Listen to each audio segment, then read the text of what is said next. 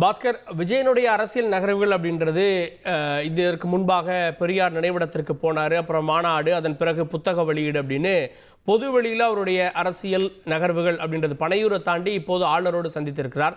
இது மாதிரி அவருடைய அரசியல் நகர்வுகள்லாம் எவ்வாறு இருந்திருக்கிறது?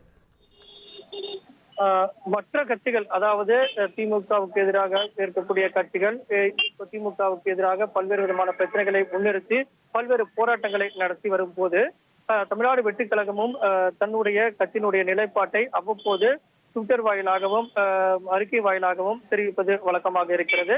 அந்த வகையில பார்க்கும்போது தமிழக வெற்றிக் கழகத்தின் சார்பாக இந்த சம்பவத்துல நேரடியாக ஆளுநரை சந்தித்து இது குறித்தான நடவடிக்கைக்கான வலியுறுத்தல்கள் என்பது மேற்கொள்ளப்பட்டிருக்கிறது.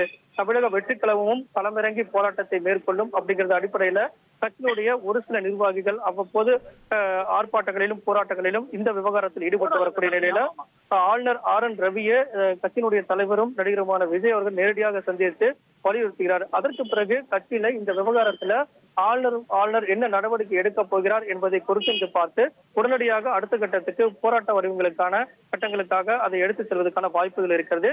இந்த சந்திப்பினுடைய முக்கியத்துவத்தை உணர்ந்து ஆளுநர் மாளிகையும் ஆளுநர் அவர்களும் பல்வேறு நடவடிக்கைகள் மேற்கொள்ளும் பட்சத்துல அதற்கான அடுத்த கட்ட நடவடிக்கையாக போராட்டங்களுக்கான நடவடிக்கைகளை முன்னிறுத்துவதற்குண்டான வாய்ப்புகள் இருக்கிறது. அது கட்சியினுடைய முக்கிய நிர்வாகிகளோடு கட்சியினுடைய தலைவரும் மற்றவர்களும் கலந்து ஆலோசித்து நடவடிக்கை எடுப்பார்கள். அந்த வகையில தமிழக வெற்றிக் கழகமும் இந்த விவகாரத்துல அடுத்த கட்ட நகர்வுகளை நோக்கி சென்று கொண்டிருக்கிறது அப்படிங்கிறது தான் இதன் மூலமாக தெரிந்து கொள்ளலாம். ஓகே பாஸ்கர்.